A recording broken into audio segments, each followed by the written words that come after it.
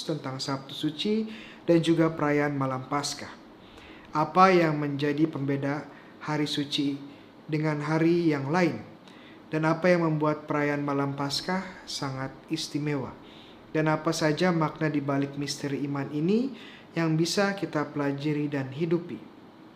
Setelah pada hari Jumat Agung kita memperingati sengsara dan wafat Tuhan kita Yesus Kristus, Sabtu Suci didedikasikan sebagai hari tenang untuk beristirahat bersama Yesus yang wafat dan terbaring di kuburnya yang gelap. Pada buku Kejadian bab 2 ayat 2 dikatakan bahwa Allah beristirahat setelah karya penciptaannya pada hari ketujuh yang adalah hari Sabat.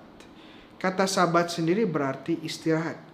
Sebagai Allah Bapa beristirahat pada hari ketujuh, Tuhan Yesus juga beristirahat pada hari ketujuh, hari Sabat atau hari Sabtu di kuburnya. Tradisi suci dan juga kitab suci mengajarkan bahwa sebagai semua manusia merasakan kematian, Yesus juga mengalami kematian. Dan sebagaimana jiwa yang meninggal akan pergi ke tempat orang mati, demikian juga Yesus datang ke tempat ini. Namun Yesus datang tidak untuk tinggal di sana. Dia datang sebagai penyelamat yang mewartakan kabar gembira bagi jiwa-jiwa yang menantikan keselamatan. Kisah Yesus di dalam alam orang mati tersirat di surat pertama Rasul Petrus bab 3 ayat 18-19 dikatakan bahwa sebab juga Kristus telah mati sekali untuk segala dosa kita, ya yang benar untuk orang-orang yang tidak benar, supaya ia membawa kita kepada Allah. Ia telah dibunuh dalam keadaannya sebagai manusia, tetapi telah dibangkitkan menurut roh. Dan di dalam roh itu juga ia pergi memberitakan Injil kepada roh-roh yang di dalam penjara. Dan juga pada bab 4 ayat 6 di surat yang sama, itulah sebabnya maka Injil telah diberitakan juga kepada orang-orang mati, supaya mereka sama seperti semua manusia dihakimi secara badini, tetapi oleh roh dapat hidup menurut kehendak Allah. Menarik bahwa Yesus mewartakan kabar gembira kepada roh di dalam penjara. Siapakah roh-roh ini? Dan tentunya roh ini bukanlah malaikat yang jatuh atau setan, karena mereka sudah mendapatkan hukum yang kekal. Dan ini juga bukan jiwa atau roh orang-orang jahat yang menolak secara definitif kasih Allah. Ini adalah jiwa-jiwa orang yang benar yang meninggal sebelum Kristus, terpenjara di alam maut dan menantikan Yesus yang akan membukakan gerbang surga bagi mereka. Betul bahwa tubuh Yesus beristirahat di dalam kubur, tetapi jiwanya terus bekerja. Dan misi penyelamatannya tidak terbatas bagi kita yang hidup, tapi juga bagi mereka yang sudah meninggal dan menantikan keselamatan di alam maut. Sekarang mari kita memasuki perayaan puncak dari Triduum Paskah, yakni Malam Paskah. Kita sering mendengar kata Paskah, dan dalam katekese sebelumnya kata Paskah banyak digunakan. Namun kita terkadang belum begitu familiar atau mengerti makna kata ini. Paskah dalam bahasa Inggris adalah Passover, dalam bahasa Ibrani Pesach, yang biasanya diartikan sebagai melewati atau melalui, passing over. Kata ini mengingat apa yang dilakukan oleh Allah kepada bangsa Mesir saat dia menyelamatkan bangsa Israel. Di kitab Keluaran bab 12 ayat 27 dikatakan, maka haruslah kamu berkata, itulah kurban Paskah bagi Tuhan yang melewati rumah-rumah orang Israel di Mesir ketika ia menulahi orang Mesir, tetapi menyelamatkan rumah-rumah kita. Perjamuan makan malam Paskah menjadi titik awal perjalanan bangsa Israel keluar dari perbudakan Mesir, melewati Laut Merah, berjalan melalui padang gurun, menerima perjanjian dan hukum Tuhan di Gunung Sinai, dan menjadi bangsa pilihan Tuhan, dan akhirnya mencapai dan memasuki tanah terjanji. Tidak mengherankan jika perayaan Paskah Yahudi menjadi perayaan yang paling penting bagi bangsa Israel. Tema besar Paskah, yang adalah karya besar penyelamatan Allah, ini kemudian diambil dan disempurnakan oleh Yesus sendiri.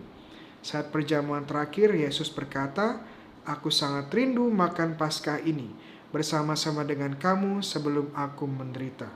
Lukas bab 22 ayat 15. Perjamuan terakhir adalah permulaan dari Paskah Yesus, tetapi tidak berakhir di sana, tapi berlanjut ke salibnya, di mana sang anak domba Allah dikurbankan, dan mencapai puncaknya saat dia bangkit kembali dan mengalahkan maut secara definitif. Ini adalah Paskah Yesus. Inilah Paskah yang kita rayakan sebagai orang-orang yang telah ditebus oleh darahnya dan mengambil bagian dari santapan surgawi yang telah disediakan. Perayaan malam Paskah yang mengenang kebangkitan Kristus sebaiknya dirayakan saat matahari sudah terbenam dan sebelum matahari terbit. Injil Yohanes bab 20 ayat 1 mengatakan, pada hari pertama minggu itu, pagi-pagi benar ketika hari masih gelap, pergilah Maria Magdalena ke kubur dan ia melihat bahwa batu telah diambil dari kubur. Ini menandakan bahwa Yesus telah bangkit sebelum matahari terbit. Warna liturgi yang dipakai adalah putih yang menjadi lambang kemenangan atas kematian dan juga lambang sukacita. Menjadi simbol utama dari perayaan ini adalah lilin Paskah. Lilin putih dan besar ini menjadi simbol dari Kristus yang bangkit mulia. Keunikan dari lilin ini selain ukurannya yang cukup besar adalah simbol-simbol yang terdapat pada lilin ini. Ada lambang salib, dan di antara salib ini ada 4 angka yang merujuk pada tahun perayaan. Dan kemudian huruf Yunani alfa di atas salib dan omega di bawah salib. Dan ada 5 paku kecil yang melambangkan 5 luka Yesus yang akan disematkan pada lilin Paskah ini. Perayaan Paskah sendiri dibagi dalam beberapa bagian penting. Pertama, liturgi cahaya, kemudian kedua, liturgi sabda, ketiga, liturgi baptis, dan juga keempat, liturgi ekaristi. Mari kita dalami satu persatu.